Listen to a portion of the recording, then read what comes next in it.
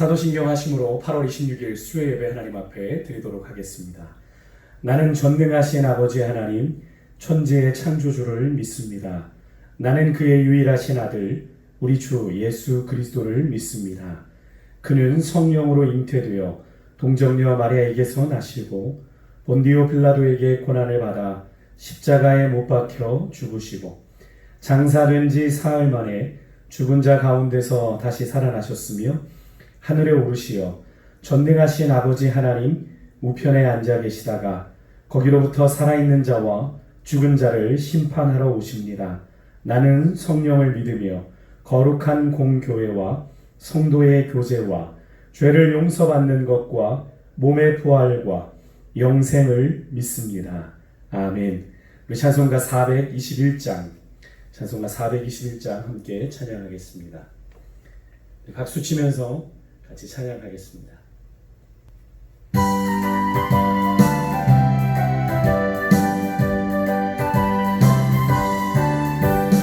내가 예수 믿고 설배사함 받아 나의 모든 것 다 변했네.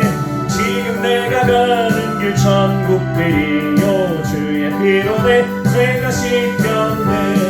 나의 모든 것 변하고 그 피로 구속하라네. 하나님은 나의 구원 되시오니 내게 정죄함 없겠네. 주님 맑은 빛 되사 눈에 치니 나의 모든 것 다 변했네.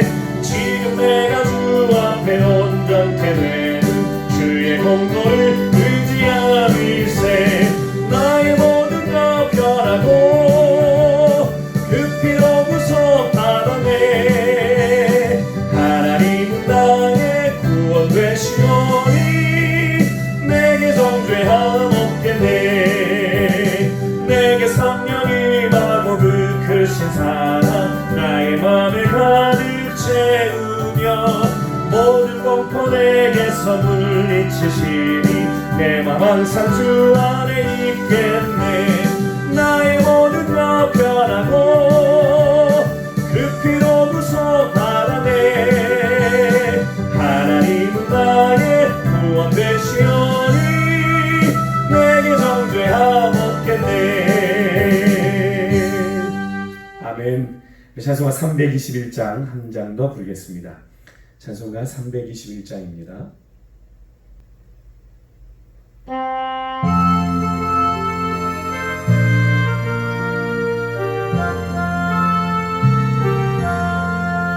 날 대속하신 예수께 내 생명 모두 드리니 늘 진실하게 하소서. 내 구주 예수여 나 구주 위해 살리라. 내 기쁨할 약 없으니 내 갈 길 인도하소서. 내 구주 예수여 날 구원하신 예수를 일평생 의지하오니 날 영접하여 주소서. 내 구주 예수여 나 구주 위해 살리라. 내 기쁨할 약 없으니 내 갈 길 인도하소서. 내 구주 예수여 주 십자가에 달리사 날 자유하게 했으니 내 몸과 마음을 주 위에 다스게 하소서. 나 구주 위해 살리라. 내 기쁨할 양 없으니 내 갈 길 인도하소서. 내 구주 예수여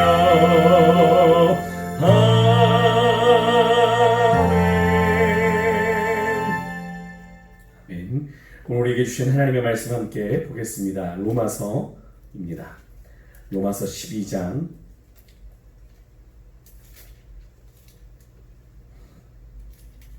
9절에서 14절까지 말씀 우리 같이 한 목소리로 합독하도록 하겠습니다. 로마서 12장 9절에서 14절까지 말씀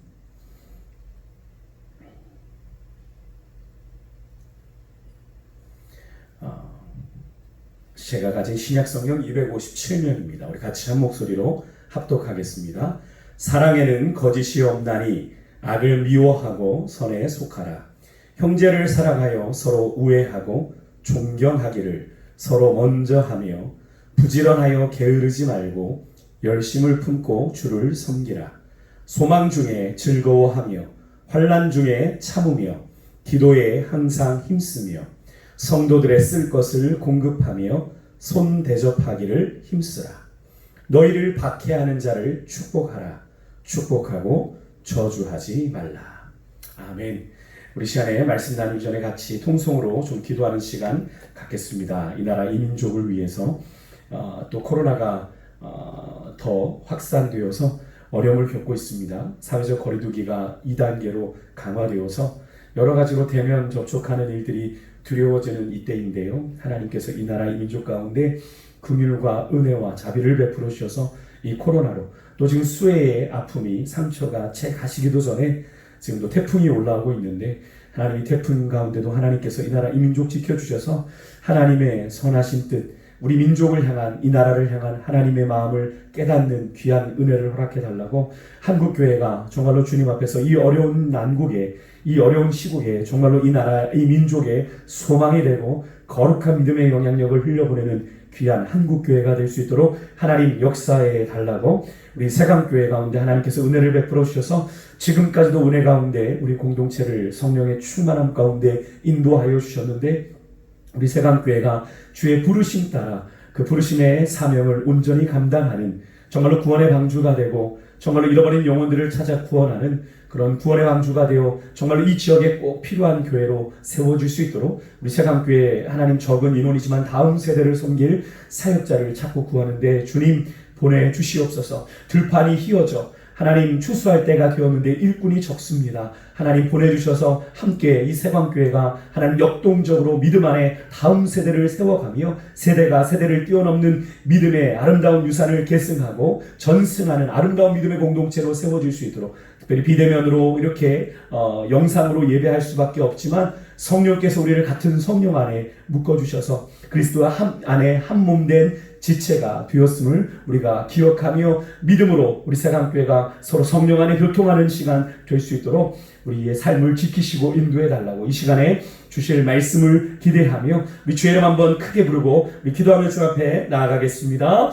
주여 하나님 감사를 드립니다. 오늘도 귀한 시간 하나님 3일간의 우리의 삶을 여기까지 인도해 주시고 하나님 주의 전에 예배하지는 못하지만 우리가 각기 처소에서 주님을 예배하고자 하는 마음으로 하나님 영상 앞에 모여 앉았습니다. 우리의 마음이 하나님 앞에 온전히 드려지는 시간 되게 하여 주시고 하나님 분주하고 하나님 다른 일들을 하는 가운데 하나님 예배하는 그런 마음이 아니라 주님께만 집중하여 예배하는 시간 될 수 있도록 우리의 마음과 생각을 사로잡아 주님 앞에 집중시켜 나가는 시간 되게 하여 주옵소서. 이 시간에 나라와 민족을 위하여 기도합니다. 하나님의 뜻 가운데 세우신 이 나라의 민족 하나님 온 세계 열방을 위한 하나님 선교의 종주국으로 삼아주셔서 하나님 아버지 온 세계 열방을 위한 선교사를 파송하는 귀한 나라로 삼아주셨는데 하나님 이 나라의 민족이 정말로 다시 한번 주의 은혜 가운데 바로 세워지기를 원합니다.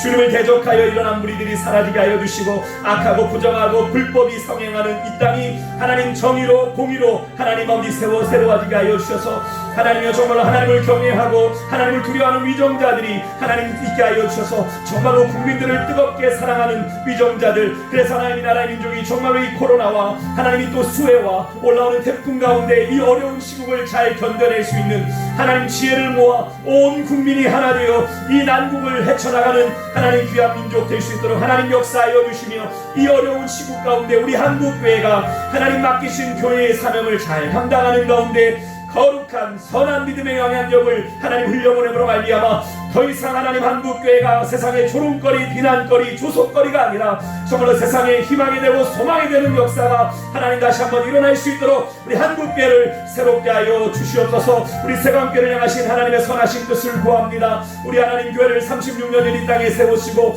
지금까지 영원구원의 사명을 감당케 하여 주셨는데, 이제는 하나님 믿음의 유산을 하나님 계승하고 하나님이여 세대가 세대를 뛰어넘어 하나님이 믿음의 공동체를 세워가야 하겠습니다. 우리 다음 세대를 향한 사역자를 찾고 구하는 이때에 하나님 들판은 휘어져 추수할 때가 되었는데, 하나님이 하나님 아직 하나님 정말 하나님 일꾼이셔도 우리가 하나님 예배할 수 없음을 하나님 아버지 하나님 안타깝게 생각합니다. 우리 다음 세대를 향한 하나님 마음을 하나님께서 허락하여 주시고 보낼 만한 자를 보내주셔서 함께 그들을 교육하고 함께 그들과 부딪히며 땀 흘리며 하나님 양육할 수 있는 하나님 좋은 젊은 사역자를 보내주셔서 함께 믿음의 꿈을 꿀 수 있는 은혜를 허락하여 주셔서 우리 세강교회가 이제는 더욱더 하나님 믿음의 하나님 역동적인 사명을 감당하고 이 지역사회를 섬기는 귀한 교회로 세워지는 일에 우리 모든 사역자들이 한마음 한뜻 되어 기도하며 주신 사명을 감당할 수 있도록 하나님 역사하여 주옵소서. 하나님 이 시간에도 주의 말씀 앞에 섭니다. 하나님 구원받은 성도의 삶이라는 제목으로 우리가 하나님 우리의 삶을 돌아보길 원합니다. 정직하게 돌아보기를 원합니다. 하나님 구원받은 자의 하나님 삶을 우리가 살아가고 있는지 하나님 말씀을 통해 우리의 삶을 점검하는 가운데 돌이켜야 할 것이 있다면 돌이키게 하여 주시고 깨달아야 할 것이 있다면 깨닫는 은혜가 있어지는 가운데 오늘도 우리에게 주시는 주의 음성을 듣는 시간 되게 하여 주옵소서. 이 시간에도 말씀하실 주님을 기대합니다. 성령께서 역사하여 주시며 사단의 권세가 틈타지 못하도록 주님 인도하여 주옵소서. 우리 공동체 가운데 육신의 연약함 가운데 있는 자들이 있습니다. 하나님께서 지켜주시며 하나님 고쳐주시고 나는 치료하는 여호와라 내 이름을 경외하는 너에게는 의로내가 떠올라 치료하는 광선을 말하여 주신다고 말씀하여 주셨사오니 주여 하나님 치료의 광선을 말하여 주시사 하나님 영육간 치료되고 구원되고 회복되어지는 역사가 나타날 수 있도록 주님 역사하여 주시옵소서. 하나님 우리 공동체를 통해 영광 받으실 주님을 기대하며 이 모든 말씀 우리 주 예수 그리스도 이름으로 간절히 기도드렸습니다.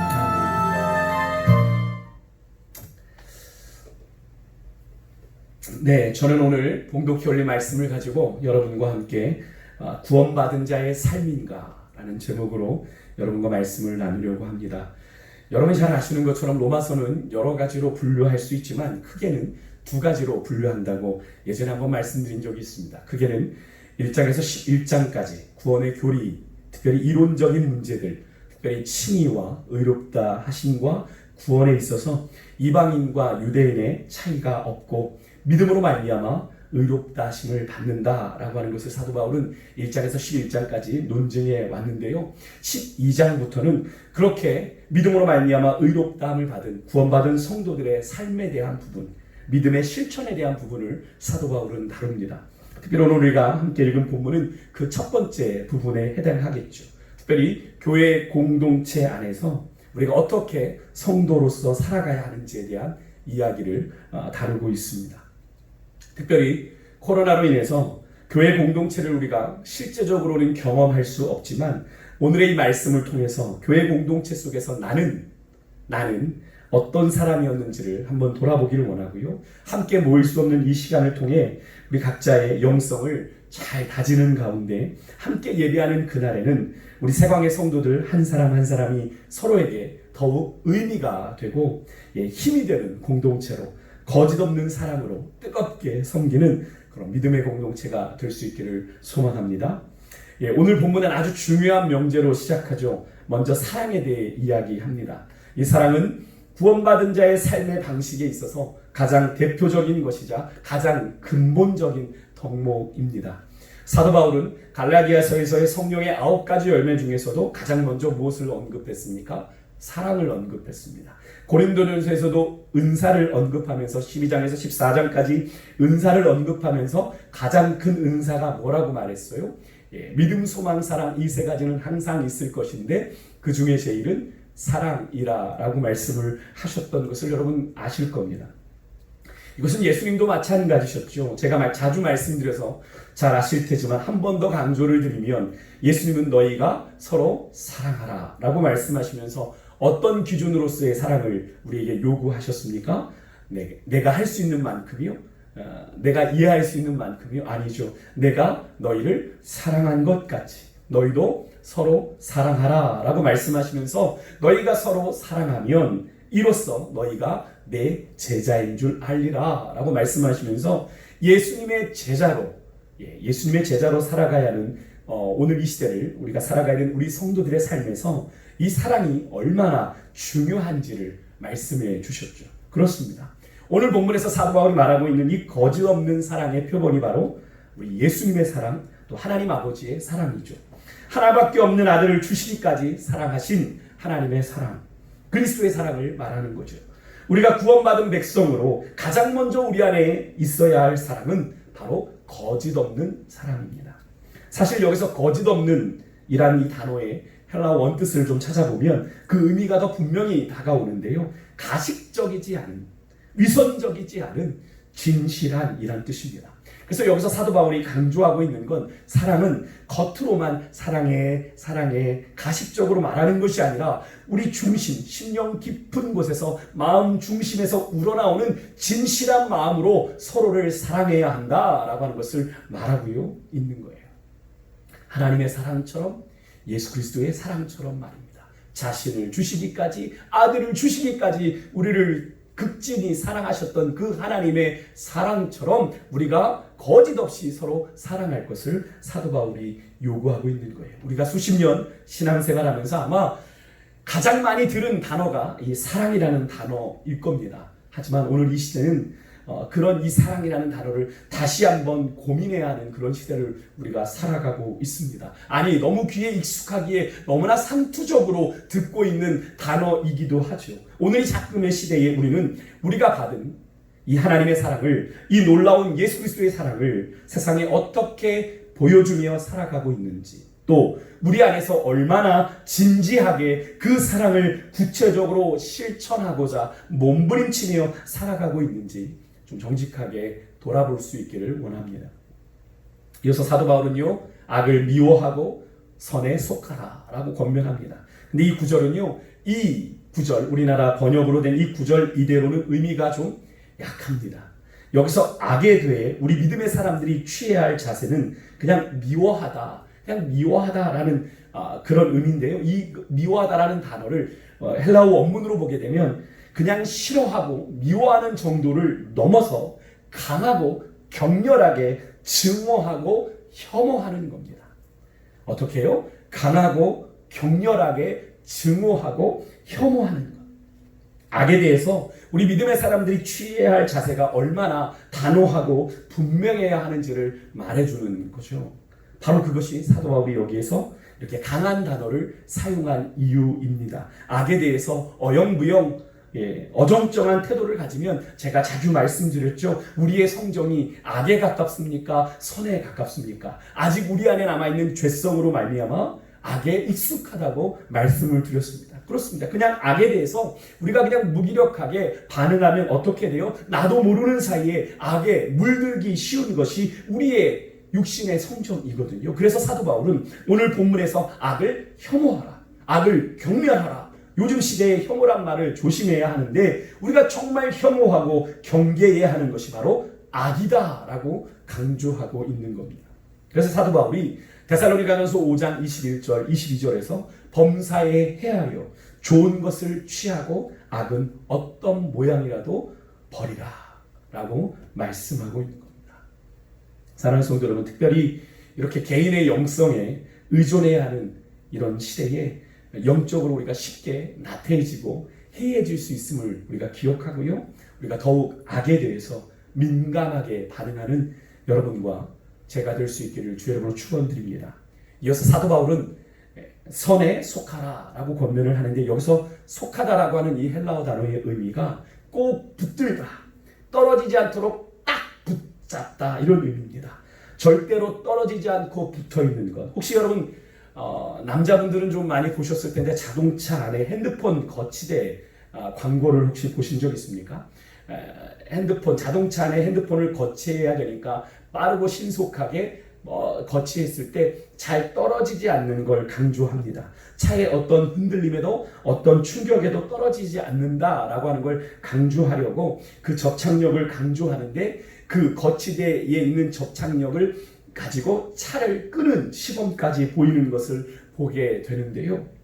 여러분, 그런 모습을 한번 상상해 보신다면 선에 속하는 것이 어떤 의미인지 아실 수 있을 겁니다. 할 수 있으면 하고 아니면 말고가 아니라 선한 일의 경우, 하나님을 기쁘시게 하는 선한 일의 경우 적극적으로 동참하고 빼앗기지 않으리라, 내가 빼앗기지 않으리라, 어떻게든 행하려고 하는 거룩한 집요함과 의지와 결단이 선에 대해서는 있어야 함을 사도 바울이 강조하고 있는 거죠. 선한 일 내가 포기하지 않을 거야. 선한 일 하나님을 기쁘시게 하는 것이니까 내가 꼭 해낼 거야 라고 하는 거룩한 집요함이 있기를 바라는 거예요. 그래서 사도 바울은 로마서를 정리하는 16장에서 9절에서 이렇게 말합니다. 선한 데는 지혜롭고 악한 데는 미련하라. 다시 한번 너무나도 단호하고 분명하게 권면하면서 우리 구원받은 성도들이 얼마나 명확한 삶의 기준을 가져야 하는지를 말하고 있습니다. 사랑하는 새감교회 성도 여러분, 선한 데는 지혜롭고 악한 데는 미련하시기를 주의 이름으로 축원드립니다. 그리고 이어서 사도 바울은 형제를 사랑하여 서로 우애하고 존경하기를 서로 먼저 하라라고 말을 합니다. 여기서 형제는 누구를 가리키는 걸까요? 앞에 우리가 읽지 않은 5절의 말씀을 보면 사도 바울은 성도들을 향해 믿음의 사람들이 서로 그리스도 안에 한 몸이 되어 서로 지체가 되었다라고 교회 공동체를 표현합니다. 여기서의 형제는 바로 교회 공동체를 함께 이루어가는 하나님을 아버지로 모신 내 옆에 있는 성도님들을 말하는 거죠. 형제 자매들을 말하는 겁니다. 다른 말로 표현하면 우리가 작년 5월에 Jesus Family, 우리는 God's Family라고 하면서 5월 가정의 달을 지키며 우리는 한 가족입니다를 고백했는데 바로 그런 의미인 거죠. 그러하기 때문에 가족된 교회 공동체의 성도들, 형제 자매들은 서로 사랑하고 우애하고 존경하라고 사도 바울은 권면하고 있는 건데요. 여기서 저는 먼저라고 하는 단어에 좀 주목해 보기를 원합니다. 형제를 사랑하고 서로 우애하고 존경하기를 어떻게 하라고요? 네, 먼저입니다. 먼저. 우리가 매주일 마지막 축도하기 전에 부르는 교회라고 하는 찬양의 가사에도 이 구절의 의미가 담겨 있죠. 섬김을 원하기보다 섬김의 기쁨 알아가는 교회. 이 가사에 담긴 의미가 바로 그것이죠. 섬김의 기쁨을 알아가려면 어떻게 해야 돼요? 누군가의 섬김을 기다리며 원하기보다 어떻게 하라는 겁니까? 섬김의 기쁨을 알기 위해선 먼저 섬겨야 한다는 의미가 이 가사에 담겨 있는 거죠. 오늘 본문에서 사도 바울이 형제 사랑하기를, 서로 우애하고 존경하기를 서로 먼저 하라라고 말씀하는 것, 바로 먼저 보여주고 먼저 실천해라 라는 거예요. 그런데요, 사실 사랑하고 우애하고 존경하는 것을 먼저 하는 것 쉽습니까? 쉽지 않습니다. 상대방이 어떻게 반응할지 모르는 막연한 감정적 두려움이 우리를 멈칫하게 합니다. 방어 기제가 작동하는 거예요. 나의 예상과 기대와는 다른 반응으로 인해서 상처를 받을지도 모른다는 생각에 사실 먼저 사랑을 표현하고 존경한다는 것이 쉽지는 않습니다. 오히려 상대방이 나를 어떻게 대하는지를 지켜본 후에 그것에 따라서 차근차근 대하는 것이 어찌 보면 더 쉬운 일일지 모르겠습니다. 사도 바울은 그렇게 방어적인 자세로 그런데 누군가를 사랑하고 존경하지 말고 우리 믿음의 사람들이 먼저 사랑의 손을 내밀고 상대방을 진심으로 존경해 주라고 말합니다. 우리 예수님께서 먼저 성육신 하셔서 우리를 향한 자기의 사랑을 보여주신 것처럼 말입니다. 종전 교회 공동체에 이런 분들이 계시죠. 나는 그렇게 외향적인 사람이 아니어서, 나는 그렇게 넉살이 좋은 성격이 아니어서 이 말씀은 나랑 좀 맞지 않아 라고 말씀하시는 분들이 계시는데요. 여기서 우리가 생각해야 될 것은 이 하나님의 말씀은 명령이라고 하는 겁니다.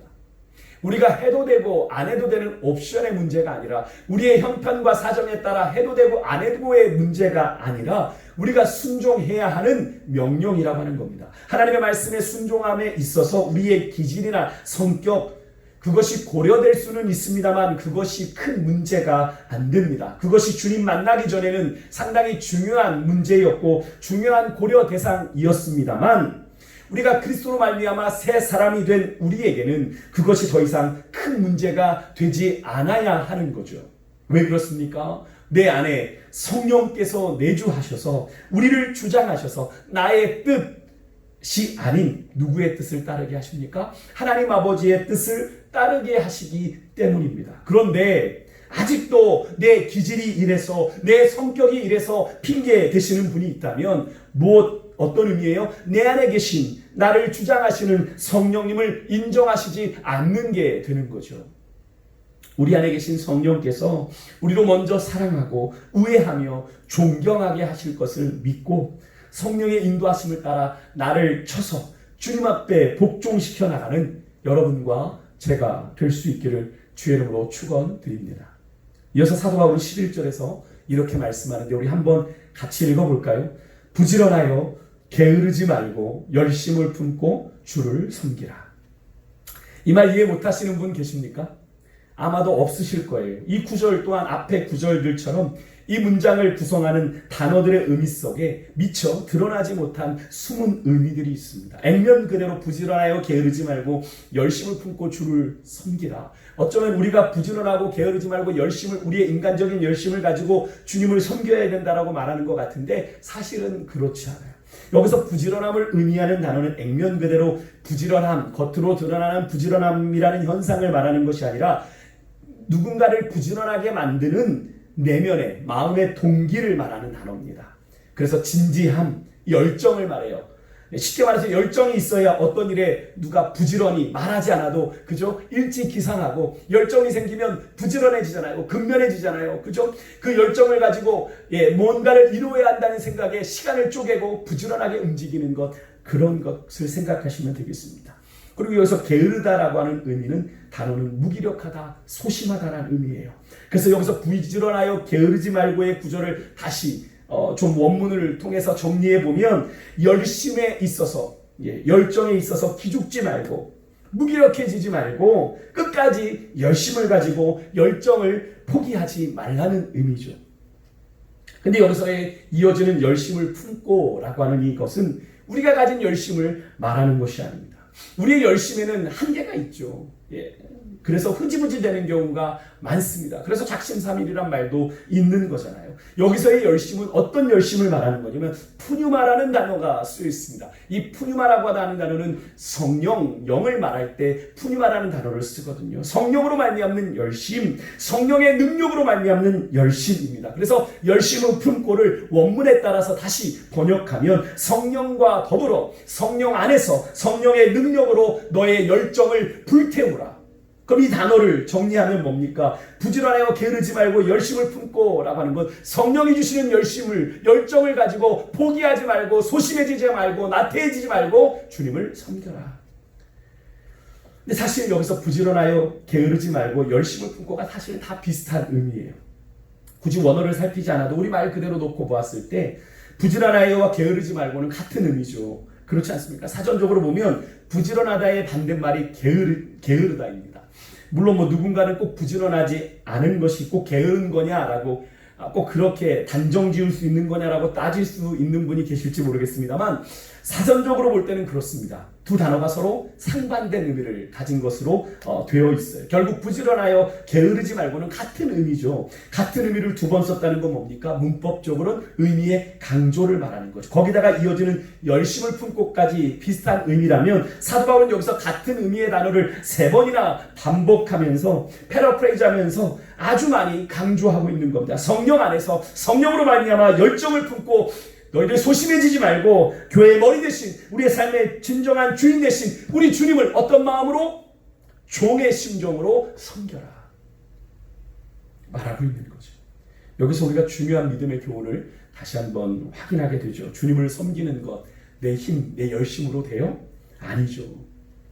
우리 열심으로 하면 지쳐요. 그래서 번아웃 되는 일들이 일어나는 이유가 그렇습니다. 우리가 주일을 감당할 때, 주를 섬길 때 성령으로 충만하지 않으면 절대로 감당할 수 없어요. 그래서 우리가 찬양하지만 주가 주신 능력으로, 성령의 능력으로 가능하기에 우리가 성령의 충만함 가운데 거할 때 우리가 주님을 온전히 섬길 수 있습니다. 그래서 우리는 매일 매 순간 이 성령의 충만함과 성령의 다스리심을 우리가 날마다 무시로 구해야 하는 거예요. 여러분과 제가 성령의 충만함 가운데 식어지지 않는 열정을 통해 주를 섬기는 귀한 복된 인생들 되시길 주 여러분으로 축복합니다. 이어지는 구절은 12절입니다. 이 구절은 앞에 8장에 나오는 구절을 다시 간략하게 요약한 내용인데요. 여러분 성경 가지고 계시죠? 혹시 계시다면 8장으로 넘어가서 우리 24절에서 27절 말씀을 함께 보겠습니다. 제가 읽겠습니다. 8장 24절에서 27절의 말씀입니다. 우리가 소망으로 구원을 얻었음에 보이는 소망이 아니니 보는 것을 누가 바라리요. 만일 우리가 보지 못하는 것을 바라면 참음으로 기다릴지니라.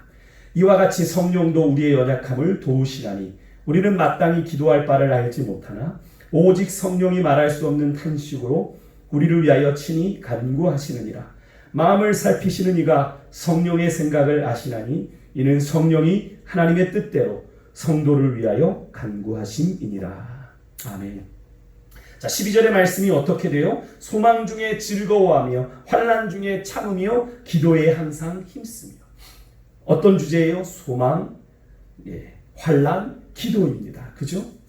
우리가 조금 전에 읽은 8장의 말씀의 주요 단어와 같은 의미죠. 정리해 본다면 예수 그리스도를 믿음으로 말미암아 구원받은 그리스도인은 하늘의 시민권을 가진 존재이기에 이 땅에 보이는 것에 소망을 두고 살아가는 존재가 아니라 보이지는 않지만 더 나은 세계, 그 하나님의 나라를 바라보며 살아가는 존재다. 아니, 이 땅에 이미 이루어진 하나님의 나라를 경험하며 살아가는 존재다. 그러니까 다른 소망이 있는 거죠. 세상에 보이는 것으로 소망하는 것이 아니라 세상에 보이지 않는 하나님의 나라를 꿈꾸며 살아가는 소망이기에 때로는 우리가 인내가 더불어 필요합니다. 이 인내의 한계점에 다다르면 어떻게 해요? 성령께서 말할 수 없는 탄식으로 우리 믿음의 사람들을 위해서 기도한다라고 말씀하시는 거죠. 근데 사실 아무것도 보이지 않는데 소망을 품는다는 것 참 쉽지 않은 일입니다. 어떤 것을 기대하고 소망하는데 전혀 그럴 기미도 조짐도 보이지 않을 때 우리는 그런 이야기 하죠. 뭐라도 좀 보여야, 뭐라도 좀 있어야 소망의 끈을 놓지 않고 더 해볼 텐데 하며 우리가 뭔가 간절히 바라고 기대하는 일에 아주 작은 조짐이라도 변화라도 갈망하는 것을 우리가 보게 되지요. 그래서 아무것도 보이지 않는데 소망을 품는다는 건 쉬운 일이 아닙니다. 하지만 우리 믿음의 대상이 누굽니까? 신실하신 하나님. 우리 인간은 신실하지 못하지만 우리 하나님은 신실하신 분이기에 그 하나님의 신실하심을 믿고 그 믿음 안에 우리가 소망을 품는 거죠. 그래서 이 소망은요, 세상의 관점으로 보면 막연한 듯 보이지만 막연한 것이 아니라 신실하신 하나님으로 말미암아 확실한 소망인 것을 여러분 믿으시길 바랍니다. 그래서 우리는 그 하나님, 신실하신 하나님으로 말미암아 소망 중에 즐거워할 수 있는 거예요. 여기서의 즐거움은 일시적인 기분, 감정상의 즐거움이 아니라 우리 주님으로 말미암는 영적인 기쁨, 영원한 기쁨입니다. 그렇게 신실하신 하나님을 향한 믿음 안에 소망을 품기에 우리의 삶에 환난, 핍박이 와도 우리는 기꺼이 참을 수 있다라고 사도 바울은 강조하고 있는 겁니다. 그래서 사도 바울은 이미 로마서 5장에서 환난은 인내를, 인내는 연단을, 연단은 소망을 이룬다라고 하는 고백을 드렸죠. 환난 중에 견디는 자세는 구원의 과정에서 반드시 따라오는 것. 구원을 이루어가는 삶에 있어서 환난은 당연한 것으로 사도 바울은 보았습니다. 세상과 다른 소망을 품고 살아가기에 우리가 세상에서 환난을 당하는 것은 너무나 당연한 거죠. 너희가 세상에서 환난을 당하나 담대하라. 내가 세상을 이기었노라 말씀하신 주님의 말씀을 따라 우리는 견딜 수 있어야 할 줄 믿습니다. 즉 십자가 없이 부활이 없듯이 환난을 견디지 못하면 종말에 누릴 소망의 기쁨도 누릴 수 없는 거죠. 그래서 그리스도를 향한 분명한 믿음과 소망을 가진 자들은 환난 중에도 참아야 함을 강조하고 있는 거고요.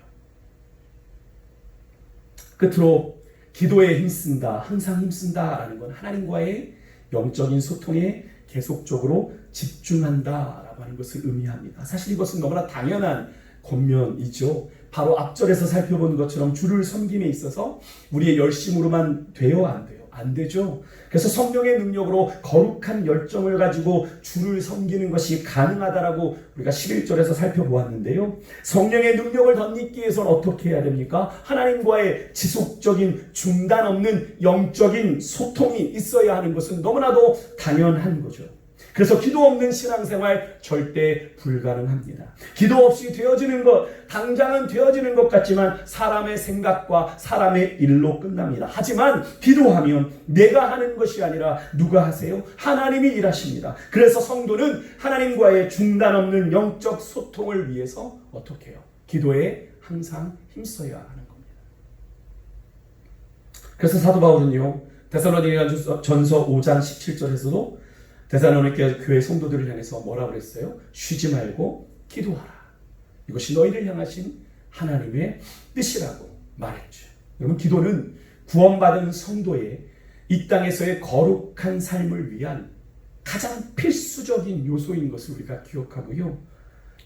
정말로 이번 비대면의 시간 동안 더욱 깊이 주님과 만날 수 있는 여러분의 삶의 현장에 기도의 골방을 좀 만드실 수 있기를 원합니다. 네, 그리고 깊은 영적인 소통을 경험하고 부어주시는 하나님의 은혜를 경험하실 수 있기를 주의 이름으로 축원드립니다. 그리고 13절 말씀입니다. 성도들의 쓸 것을 공급하며 손 대접하기를 힘쓰라. 이 말씀의 구절은 두 가지 내용입니다. 여기서 성도들은 교회 공동체, 더 정확하게 말하면 로마 교회의 가난한 성도들을 말하는 거예요. 그들의 쓸 것은 그들의 일상에서 꼭 필요한 의식주를 말하는데요. 사도 바울이 로마 교회에 이 편지를 보낼 시기가 AD 57년경으로 봅니다. 그 시기가 당시에 로마의 네로 황제가 다스리던 때인데 큰 박해가 한창일 때였기 때문에 여러모로 어려운 성도들이 로마의 교회에 있었던 것으로 보입니다. 그런 가운데 사도 바울은요, 로마 교회를 향해서 교회적으로 그 필요를 채우기 위한 공동체적 나눔을 실천할 것을 권면하고 있는 거예요. 이것이 오늘날의 저는 교회 공동체도 상당히 필요하다고 보는데요. 많은 교회들이 이런 공동체적 나눔을 실천하고 있습니다만 이런 공동체적 나눔이 교회 외부로 향하는 것은 괜찮은데 교회 내부로 향하면 꼭 교회 안에 문제가 발생하게 돼요. 그 일들을 중도에 그만두게 되는 것을 우리가 보게 되는데요. 이것은 결코 성경적으로 바람직한 교회의 모습이 아닙니다. 교회는요, 공동체 안에 어려움을 겪는 지체들에게 실제적으로 도움을 주어야 하는 것이 성경적이에요. 저는 우리 세강교회가 그런 공동체적 나눔이 가능한 그런 믿음의 부유함이 있는 공동체가 될 수 있기를 소망합니다. 잠언 11장 24절 25절의 말씀을 우리가 기억한다면 충분히 가능합니다. 제가 읽어드릴게요. 흩어 구제하여도 더욱 부하게 되는 일이 있나니 과도히 아껴도 가난하게 될 뿐이니라. 구제를 좋아하는 자는 풍족하여질 것이요 남을 윤택하게 하는 자는 자기도 윤택하여 지리라. 흩어 구제해도 쓰고 나누어도 더욱 부하게 되는 일이 있고 과도히 아껴도 가난하게 될 수 있다. 구제를 좋아하는 것 풍족하여지고 남을 윤택하는 자가 자기도 윤택해진다. 우리 세강교회가 또 여러분과 제가 이 말씀의 주인공 될 수 있기를 원합니다. 이어서 사도 바울은요, 교회 공동체가 손대접하기를 힘쓰라 라고 권면하는데요. 이것은 바로 누군가를 환대하고 환영하는 원리입니다. 특별히 외인들, 나그네, 객, 우리와 전혀 상관없는 그들을 환대하라는 의미예요. 유대인들은요, 당시에 손님을 대접하는 건 종교적인 측면에서 이해를 했습니다. 즉, 하나님이 사람의 모습을 한 천사를 보내서 그들이 손님을 잘 접대하라고 하는 하나님의 명령에 순종하고 있는지 확인하신다고 그들은 믿었습니다. 창세기에 아브라함이 여호와의 사자들을 극진히 대접한 것도 그런 의미에서 이해할 수 있겠죠. 여러분, 초대교회 선교가 가능했던 것, 바로 이 환대의 원리에 많은 빚을 졌습니다. 이곳 저곳을 여행하고 교회를 개척하고 복음을 전하는 전도자들이 많은 짐을 들고 다닐 수 있습니까? 그렇지 않습니다. 많은 거리를 가야 되는데 내가 먹을 식량 챙기고 뭐 이것저것 챙기고 할 수 없어요.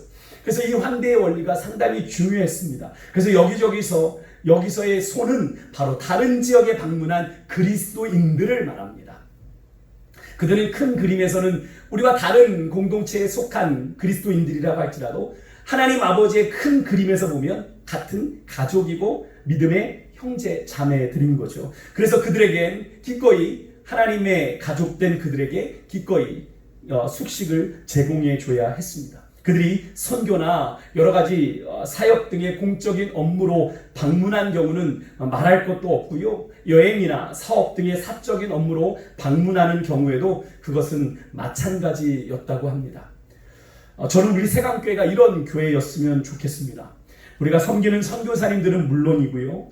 우리 교회를 그냥 방문하시는 사역자들이나 믿음의 형제 자매들을 기꺼이 기쁨으로 접대할 수 있는 그런 교회가 되었으면 좋겠습니다. 제가 지방에 가면 우리 교회를 잘 모르십니다. 우리 원로 목사님과 우리 심장로님을 통해서 귀로 들으신 내용은 있지만 실제로 우리 교회를 방문해 보신 목사님들이 많지 않더라고요. 물론 제가 취임할 때 오신 목사님들도 계십니다만, 그래서 저한테 종종 교회를 좀 방문해도 되느냐고 조심스럽게 물어보시는 목사님들이 계시는데요. 사실 많이 망설여지는 것이 사실입니다. 오시면 접대해야 되잖아요. 대접해야 되잖아요. 혹이라도 끼니 때가 되면 끼니도 대접해야 하잖아요. 목회자의 마음에서 좀 부유해야 하는데 여유롭지 못한 마음이 들어서 잘 망설여지게 되는 것이 사실 그렇습니다. 하지만 오늘 이 로마서의 말씀을 묵상하면서 그런 마음이 들었습니다. 그런 분들을 우리가 환대하면 하나님께서 우리에게 도리어 복을 주시는구나. 그래서 조금 전에 살펴본 잠언 11장의 말씀처럼 흩어 구제하여도 더욱 부하게 되는 이런 은혜가 있는 거구나. 저는 우리 세강교회에 이런 은혜가 있었으면 좋겠다고 생각하게 되었는데요. 사랑하는 성도 여러분, 우리 교회가 그런 믿음의 부요함과 거룩한 나눔과 또 나그네와 객을 향한 환대에 인색하지 않은 그런 교회가 될 수 있기를 간절히 소망합니다. 흩어 구제하여도 더 부유하게 되고 가도히 아껴도 가난하게 되고 구제를 좋아하면 풍족하게 되는 것, 이것이 바로 믿음의 원리고 그리스도를 신뢰하고 따르는 삶의 원리입니다. 이런 믿음의 원리를 우리가 삶에서 실천할 때 우리의 삶의 진정한 공급자 되시는 우리 하나님을 제대로 경험할 수 있게 되는 거죠. 간절히 소망하기는 우리 세강교회와 우리 모든 성도들이 이런 이 말씀의 주인공이 꼭 되실 수 있기를 주의 이름으로 축복합니다. 마지막으로 너희를 박해하는 자를 축복하라. 그리고 축복하고 저주하지 말라. 사실 이 본문을 묵상하면서 가장 마음에 부딪히는 구절이었습니다. 우리는 인과응보, 권선징악에 익숙합니다. 그런데 그런 익숙함에 그리스도를 따르는 삶은 그것조차도 거슬러야 되는 삶이에요. 선으로 악을 이겨야 합니다. 예수님처럼 말입니다. 자신에게 침뱉고 뺨을 때리고 채찍질하고 창으로 찌른 자들을 위해 그들의 죄를 사해달라고 기도하셨던 예수님처럼 말입니다. 당장에 욱하는 마음이 들 수 있죠. 당장에 한바탕 저주를 퍼붓고 싶을 수도 있습니다만 그럼에도 불구하고 그들을 축복하는 것이 우리에게 아낌없이 자신을 내어주신 우리 예수님의 사랑을 실천하는 삶이라고 오늘 사도 바울은 우리에게 가르치고 있습니다. 사랑하는 세강교회 성도 여러분, 오늘 말씀이 좀 길었는데요. 여러분 오늘 이 말씀을 깊이 묵상해 보실 수 있었으면 좋겠습니다. 예수 그리스도를 믿음으로 말미암아 진정 구원받은 자로서의 삶을 내가 제대로 살아가고 있는지 진지하게 여러분의 삶의 자리에서 오늘 여러분과 나눈 이 말씀의 한 구절 한 구절을 좀 되새김질하고 이 말씀의 거울 앞에 여러분을 한번 점검하며 이 말씀의 구절 옆에 여러분의 현재 믿음의 상태를 한번 적어보셨으면 좋겠어요. 그리고 깨달아지는 것이 있다면 적고요. 돌이켜야 할 것이 있다면 적고요. 회개해야 할 것이 있다면 적고요. 하나님 앞에 기도하고 청산하고 정말로 하나님 정말로 믿음을 그렇게 다시 한번 새롭게 해달라고 성령의 능력으로 나를 다시 새롭게 해주시라고 기도하며 나아갈 수 있는 여러분과 제가 될 수 있기를 주의 이름으로 축복합니다. 기도하겠습니다. 하나님 감사를 드립니다. 오늘 하나님 로마서 12장 9절에서 14절까지의 말씀을 통해 내가 진정 구원받은 자의 삶을 살아가고 있는가 하나님 믿음의 현 주소를 다시 한번 돌아보게 하시니 감사합니다. 홀로 있는 시간이 많습니다. 홀로 개인의 영성에 기대어 하나님 믿음을 연명해야 하는 우리들의 모습들, 하나님 우리가 믿음 안에 바로 서 있지 않으면 언제든 하나님 사단의 역사 가운데 우리는 넘어질 수밖에 없는 존재들, 그러하기에 우리는 더욱 말씀 앞에 우리를 세워 우리의 모습을 진단하고 돌아봐야 할 줄 믿습니다. 오늘 사도 바울은 로마서 12장을 시작하며 우리의 몸을 하나님이 받으실 만한 거룩한 산제사로 드리라.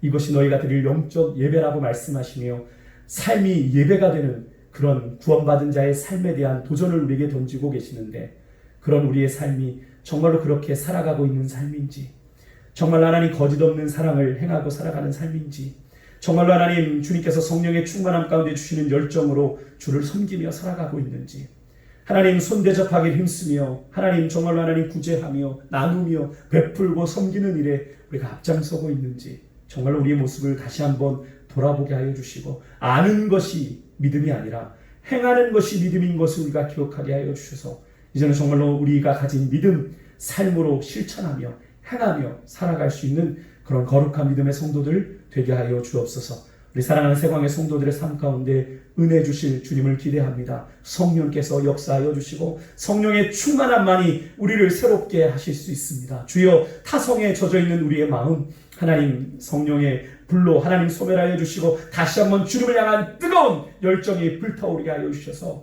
주님을 향해 믿음 안에 새롭게 결단하며 주의 부르심의 삶을 향해 달려가기로 결단하는 우리 모두가 되게 하여 주옵소서. 우리의 삶의 참 공급자가 되시고 우리의 삶의 참 주인 되신 주님을 온전히 섬기며 살아가는 우리 모든 세광의 식구들, 그들의 일터와 삶의 현장 가운데 또 휴가 중에 있는 우리 성도들 가운데 은혜로 더하여 주실 줄 믿고 감사드리며 이 모든 말씀 우리 주 예수 그리스도 이름으로 간절히 기도드렸습니다. 아멘. 우리 주기도문으로 예배 마치겠습니다. 하늘에 계신 우리 아버지, 아버지의 이름을 거룩하게 하시며 아버지의 나라가 오게 하시며 아버지의 뜻이 하늘에서와 같이 땅에서도 이루어지게 하소서. 오늘 우리에게 일용할 양식을 주시고 우리가 우리에게 잘못한 사람을 용서하여 준 것 같이 우리 죄를 용서하여 주시고 우리를 시험에 빠지지 않게 하시고 악에서 구하소서. 나라와 권능과 영광이 영원히 아버지의 것입니다. 아멘.